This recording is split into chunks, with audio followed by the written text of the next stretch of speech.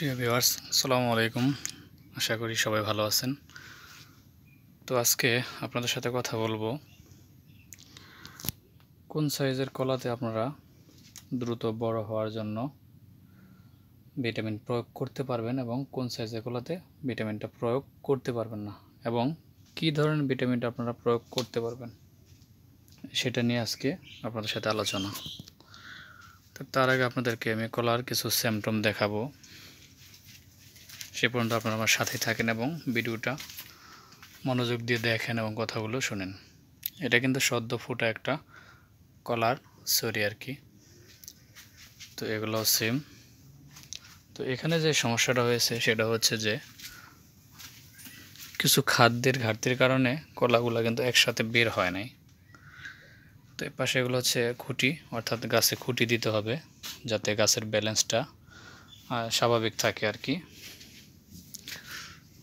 এই যে কলাটা আপনারা দেখতে পাচ্ছেন এটা কিন্তু মোটামুটি দানায় পরিণত হয়ে গেছে। দেখেন, আপনারা তাকালে বুঝতে পারবেন। তো এই হচ্ছে যে সাইজ, এটাতে 1 2 3 4 5 6 7 8 9 10টা, অর্থাৎ 10টা কান্দা বলি আমরা। তো এই সাইজের কলাগুলোতে আপনারা মেডিসিন দিতে পারেন এবং আপনার বড়িটা এই সাইজের কলাতে ব্যবহার করবেন না, অর্থাৎ বর্ধনশীল যে ট্যাবলেট রয়েছে এটা আপনারা ব্যবহার করতে পারবেন না। কলার সাইজ, তো এটার জন্য আপনারা ব্যবহার করবেন শুধু বিঙ্গু এবং প্রোটোজিম।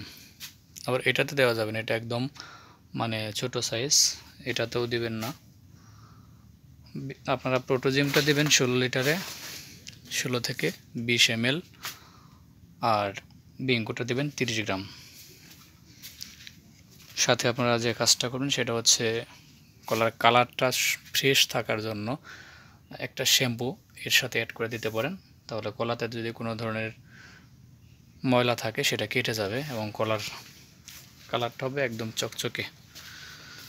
তো এটাতে আপনারা মেডিসিন করতে পারবেন। এটা যেহেতু দানা হয়ে গেছে, আমি আপনাদেরকে ভেঙে দেখাবো আর কি, আর দানা হয়েছে কিনা সেটাও বুঝতে পারবেন আপনারা।